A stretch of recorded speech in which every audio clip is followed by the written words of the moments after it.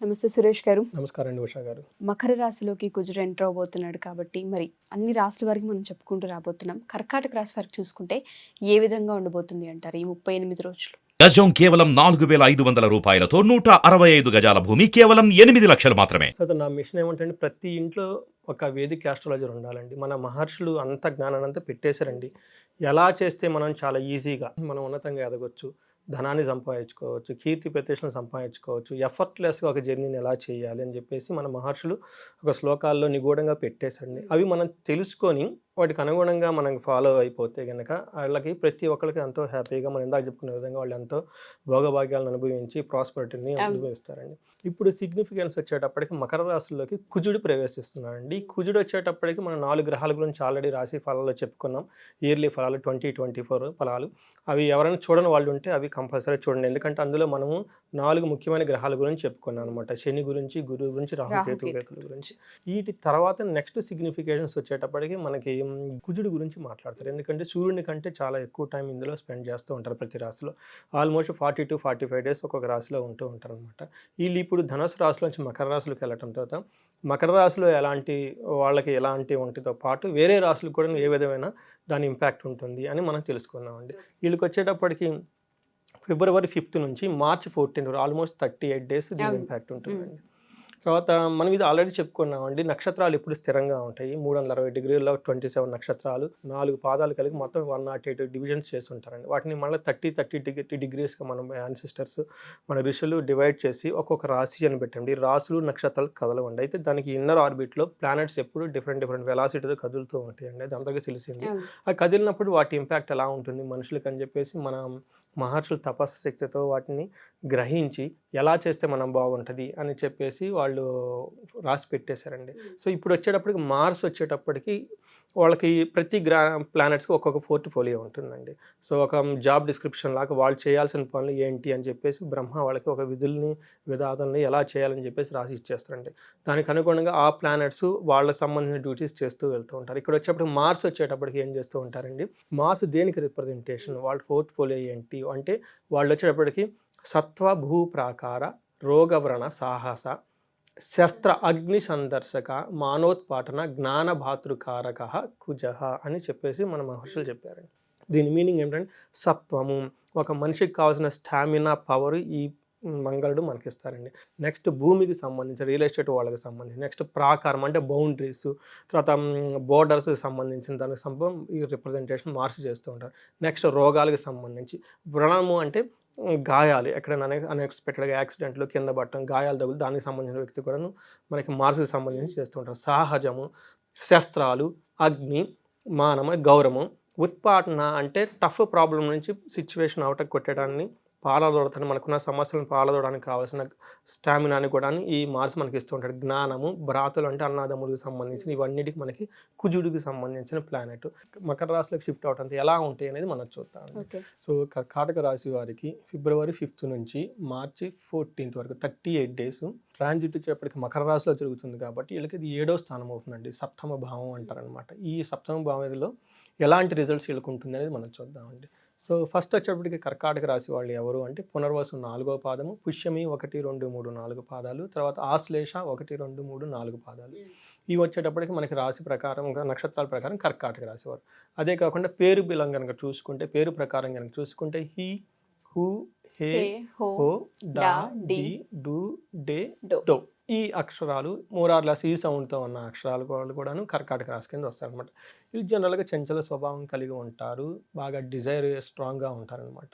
ఏదైనా సాధించాలని పట్టుదలగా ఎక్కువ ఉంటారు లైఫ్లో. వీళ్ళకి 7th హౌస్లో మనకి మకర రాశిలో షిఫ్ట్ అవుతున్నారు కాబట్టి కుజుడు వాళ్ళకి ఎలా అంటుంది అంటే మన మహర్షులు ఏం చెప్పారంటేనండి, వాళ్ళకి తామరమూర్తి అని చెప్పారనమాట. మనకి ఒలింపిక్లో gold medals, first gold medal, next silver medal అన్నట్టు వీళ్ళకి తామరమూర్తి అంటే సిల్వర్ మెడల్తో ఉండనమాట. వీళ్ళు ఫస్ట్ ర్యాంక్లో కాదు బట్ సెకండ్ ర్యాంక్లో ఉంటారు.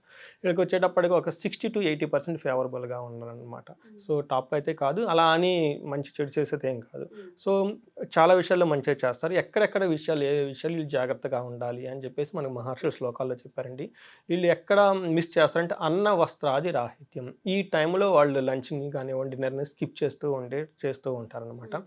నెక్స్ట్ డ్రెస్ సెన్స్ కూడాను ఏది ఉంటే అది వేసుకుని వెళ్ళిపోతూ ఉన్నట్లు ఉంటారనమాట. వాళ్ళ ప్రొఫెషన్ ఒకటైతే ఏదో ఒకటి అడ్జస్ట్ వెళ్ళిపోతూ ఉన్నట్లు ఉంటారనమాట. సదా క్లేశం, ఏమీ లేకపోయినా కానీ ఏదో ఒక మనసులో ఏదో ఒక బాధ ఉన్న ఫీల్ అవుతూ ఉంటారనమాట. తర్వాత స్వబంధు భీతి. సో వీళ్ళు ఏం చెప్తారంటే బంధువుల నుంచి ఏదో ఒక ప్రాబ్లం రావటం, అనవసరంగా మాట్లాడటం జరుగుతూ ఉంటాయి. కువార్త పుత్ర భార్య భాతృణాం అని చెప్తారంటే వాళ్ళు వీళ్ళని కొంచెం విమర్శిస్తూ ఉంటారంటే, ఎవరు విమర్శిస్తారంటే పుత్రులు కానివ్వండి, భార్యలు కానివ్వండి, తమ్ముళ్ళు కానీ విమర్శించటం, లేదంటే బంధువుల నుంచి కానీ ఏదన్నా ఒక ప్రాబ్లం రావటం కానీ ఇలాంటివి జరుగుతూ ఉంటాయి అన్నమాట. క్రోధ సప్తమగే కుజే 7th హౌస్లో ఉండటం వల్ల ఇలాంటివి మాత్రమే జరుగుతూ ఉంటాయి. మిగతా విషయాలు చాలా బాగుంటాయి. జనరల్గా బ్రాడ్గా చూసుకుంటే ఏమంటే సెల్ఫ్గా నెగ్లెక్ట్ అవుతాం, మీల్స్ కరెక్ట్ టైంకి భోజనం చేయము, డ్రెస్ సెన్స్ అవన్నీ ఎక్కువ గ్రూమింగ్ అదంతా సరిగ్గా పట్టించుకోము, చిన్న బాధపడుతుంటాం. అవి కూడా ఎస్పెషల్ ఏంటంటే బంధువుల గురించి, తర్వాత ఏదో ఒక నిష్ఠూరంగా నిట్టూర్పుగా మాట్లాడటం, మిమ్మల్ని డిస్కరేజింగ్గా మాట్లాడటం జరుగుతూ ఉంటుంది. తర్వాత పుత్రులతోటి, భార్యతోటి వాళ్ళతో కోపడటం, ఈ విషయాలు జరుగుతూ ఉంటాయి. బట్ ఇవే తప్ప మిగతా విషయాలు అంతా పాజిటివ్గా ఉంటుంది. తర్వాత ఇది ఇంకా మనం డీటెయిల్డ్గా కనుక చూసుకుంటే 5th హౌస్కి సంబంధించిన విషయాలు ఈ ఇంపాక్ట్ ఎక్కువ ఉంటుంది. 5th హౌస్ అంటే ఏమిటంటే ప్రేమ వ్యవహారాలు, రొమాంటిక్ వ్యవహారాలు, పిల్లలకు సంబంధించిన విషయాల్లో వీళ్ళకి కొంచెం అనుకూలంగా ఉండదన్నమాట. Little bit. 10th హౌస్ వచ్చేటప్పుడు కెరీర్లకు సంబంధించిన నేమ్ అండ్ ఫ్రేమ్ విషయాల్లో కూడాను వీళ్ళు కొంచెం అనుకూలంగా ఉండదు. 7th హౌస్ వచ్చేటప్పుడు మ్యారేజ్ గురించి, పార్ట్నర్కి సంబంధించిన విషయాలు, ఈ విషయాలకు సంబంధించిన ఈ ఇంపాక్ట్ ఎక్కువ ఉంటుంది అనమాట. బట్ ఓవరాల్గా ఎలా ఉంటుందంటే చాలా పాజిటివ్గా ఉంటుంది. దేనికి ఎక్కువ టెన్షన్ పడిన అవసరం లేదు. ప్రొఫెషనల్ కూడా బాగుంటుంది. ఛాలెంజెస్ అన్నీ ఉంటాయి, బట్ అవన్నీ మీరు హ్యాండిల్ చేసే ఛాలెంజెస్. తర్వాత వచ్చేటప్పటికి మీకు ఒక స్టబ్బోర్న్ ఒక యాటిట్యూడ్ మీలో డెవలప్ అయి ఉంటుంది కాబట్టి అండి. So be in the flexible అని మనం చెప్తా ఉంటాం. ఒక ఈక్విలిబ్రియం వర్క్తో, ఫ్రెండ్స్తో కానివ్వండి, వర్క్తో కొలీగ్స్తో కానివ్వండి, ఇంట్లో వాళ్ళతో కానివ్వండి, ఒక మాట వాళ్ళు ఏదన్నా కానీ రియాక్ట్ అవ్వకుండా ఒక స్మైలీగా వెళ్ళాల్సిన అవసరం వీళ్ళకి చాలా ఉందండి. తర్వాత డిసిప్లైన్డ్కు చాలా వీళ్ళు ఇంటర్నల్గా డిసిప్లిన్ చాలా మెయింటైన్ చేయాలి. అంత డిసిప్లిన్ మెయింటైన్ చేస్తే ఆ ఎనర్జీ అంతా వాళ్ళకి ప్రొఫెషనల్ గ్రోత్ వస్తుంది. ఓకే. సో ఇంటర్నల్గా వాళ్ళు ఎక్కువ ఫోకస్ పెట్టుకోవాలి, ఏదైనా అవుట్ సైడ్ అని చెప్పుకోవాలన్నమాట. తర్వాత ఇది చాలా గుడ్ టైం అండి ఫైనాన్షియల్గా. వాళ్ళకి ఫైనాన్షియల్గా ఎలాంటి ప్రాబ్లం ఏమి ఉండదు. బడ్జెట్ ప్రకారం కానివ్వండి, ఏదైనా అనుకున్నా కానీ అనుకున్న ప్రకారంగా వాళ్ళు అన్నీ ఫిల్ చేసేసుకుంటారు. తర్వాత పర్సనల్ రిలేషన్షిప్ మనం ఆల్రెడీ మాట్లాడుకున్నాము. అది భార్యతో కానివ్వండి, బంధువులతో కానివ్వండి, మాట్లాడేటప్పుడు చాలా అలర్ట్గా ఉండేసి మాట్లాడాలి, బ్లైండ్గా మాట్లాడకుండా. మీరు ఒకటి మాట్లాడితే వాళ్ళు ఇంకొకటి అర్థం చేసుకునే వాళ్ళు మళ్ళీ రివర్స్ ఇచ్చి మీరు ఫీల్ అయిపోకుండా ఇది రెస్పాన్స్ అవ్వటం అవసరమా లేదా అన్న ఆలోచించుకుని 1-2 సార్లు రెస్పాండ్ అవ్వండి, మాట్లాడండి. తర్వాత వచ్చేప్పటి కోఆపరేషన్, అండర్స్టాండింగ్ ఇండివిజువల్స్ మీద కానివ్వండి, ప్రిడామినెంట్లీ మ్యారీడ్ లైఫ్తో చాలా ఇండివిజువల్స్తో కేర్ఫుల్గా ఉండాల్సింది. మనం ఇందాక కూడా చెప్పుకున్న భార్య పుత్రులతో కొంచెం మన స్పర్ధలు వచ్చే అవకాశం ఉందని. తర్వాత మిస్అండర్స్టాండింగ్స్ ఉంటే పార్ట్నర్స్తో వాటిని కరెక్ట్గా హ్యాండిల్ చేసేసుకోవాలన్నమాట. తర్వాత బట్ ఓవరాల్గా వీటికి సంబంధించిన ప్రాబ్లం అంటే communication related problems, harmony in relationships అనేది వీళ్ళకి బాగా ప్రాబ్లమాటిక్గా ఉంది కాబట్టి ఈ రెండింటిని వాళ్ళు ఇంప్రూవ్ చేసుకోవాలి. నెక్స్ట్ వీళ్ళకి క్విక్ రెమెడీ కనుక మనం చూసుకుంటే ఏమనండి, ఎమోషన్స్ని బాగా కంట్రోల్లో పెట్టుకోవాలండి, అన్నదానికి ఇమ్మీడియట్గా రియాక్ట్ అవ్వకుండా. తర్వాత మెంటల్గాను ఫిజికల్గా చాలా వాళ్ళు యోగా, మెడిటేషన్ చేయటం చాలా చాలా ఇంపార్టెంట్. తర్వాత వీళ్ళు అన్నదానం కనుక చేస్తే ఓకే, చాలా మంచిది. అది కూడా రిలీజియస్ పుణ్యక్షేత్రాల్లో. సో వాళ్ళు అన్నారని బాధపడి, వీళ్ళు అన్నారని బాధపడే కంటే ఈ టైంలో మనకి గుళ్ళు వెళ్ళటము, అక్కడ ఫుడ్ని డిస్ట్రిబ్యూట్ చేస్తున్నాను, మిమ్మల్ని ఎవరెవరు విమర్శించారో వాళ్ళని కూడా మిమ్మల్ని పిలిచేసి నేను చేస్తున్నాను రాండి అలా రివర్స్లో వాళ్ళ సహాయం మీరు తీసుకుంటే చాలా బాగుంటుంది. బట్ ఓవరాల్గా వీళ్ళకి ఇది మంచి ట్రాన్సిట్ అని చెప్పుకోవాలండి. ఏంటంటే ఈ చిన్న రిలేషన్షిప్ మాత్రమే సరిగా లేదు, వాటిని అడ్జస్ట్ చేసుకోవాలి. ఈ టయాన్ని మీరు అన్నదానం కనుక గుళ్ళల్లో కనుక చేస్తే చాలా చాలా కలిసి వస్తుంది. జాతక రీత్యా దాంతోపాటు చాలామందికి మనం చెప్తూ ఉంటాం, పుట్టిన టైం డేట్ని బట్టి కూడా కొంత ఇంపాక్ట్ చూపించే అవకాశం ఉంటుందని. సో ఆ ప్రాసెస్లో కనుక ఎవరైనా ఓవరాల్గా ఇయర్కి సంబంధించి మా జాతక చక్రం ఏంటి అనేది ఒకసారి చూపించుకోవాలనుకుంటున్నాం అనే వాళ్ళు ఉంటూ ఉంటారు సార్. వాళ్ళు మిమ్మల్ని అప్రోచ్ అవ్వాలన్నా లేదా దాంతోపాటు మనం క్లాస్ కూడా ఒకటి డిజైన్ చేయడం జరిగింది. ప్రతి ఒక్క ఇంట్లో ఆస్ట్రాలజర్ ఉండాలని అదే పనిగా మనం ప్రతి వీడియోలో చెప్తూ వచ్చాము. అలా కోర్స్ ఎవరైనా నేర్చుకోవాలంటే ఆఫ్లైన్లో రెడీ ఉంది కాబట్టి దానికి సంబంధించే విధంగా అప్రోచ్ అవ్వచ్చు అంటారు. ప్రతి ఇంట్లో ఒక వేదిక ఆస్ట్రాలజర్ ఉండాలండి, వాస్తు పండిట్ కూడా ఉండాలండి. అప్పుడే ఆ ఇంట్లో చాలా బాగుంటుందండి. ముందుగానే వాళ్ళకి అన్నీ తెలిసిపోతుంది. వాళ్ళ జాతకం వాళ్ళు ఏంటో తెలుసుకోవటం అనేది ఒక పెద్ద రెమెడీ అండి. 50% రెమెడీ మన జాతకం మనం తెలుసుకోవట్లేదు. నెక్స్ట్ వచ్చేటప్పటికి ఎవరేం చెప్పినా యాత్రల విషయం చేయమని, అవి చేయమని, ఇవి చేయమని చెప్తారు. మంచి పనులే చేయమని, దాన ధర్మాలు చేయమని చెప్తారు కానండి, వేరే ఏమీ చెప్పరండి. ఐవరీ ఆస్ట్రోలజీ అది తెలుసుకుంటే ఏమవుతుందంటే చాలా ఎఫర్ట్లెస్ జర్నీ వాళ్ళు చేయొచ్చండి. ప్రాస్పరిటీ కానీ, అభివృద్ధి కానీ ఉండదొస్తుంది. అలాంటి వాళ్ళు ఇండివిజువల్గా కనుక వాళ్ళ జాతక చక్రంలో చాలా యోగాలు ఉంటాయి, దశలు ఉంటాయి, భుక్తులు ఉంటాయి. ఇవి కాకుండా వేరే కూడా వాళ్ళకి హిడెన్గా చాలామంది చెప్పలేని అవన్నీ ఉంటాయి. అవన్నీ మనం ట్రేస్ అవుట్ చేసి వాళ్ళకి ఈ సిచ్యువేషన్కి అనుగుణంగా వాళ్ళకి కౌన్సిలింగ్ ఇచ్చేసి వాళ్ళకి వీ కెన్ హెల్ప్ దెమ్ అండి.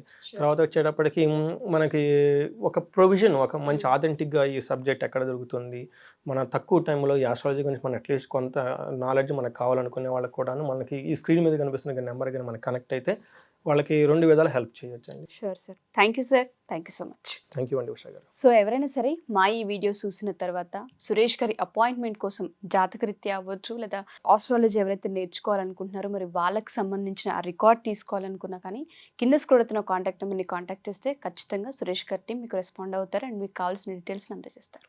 Thank you.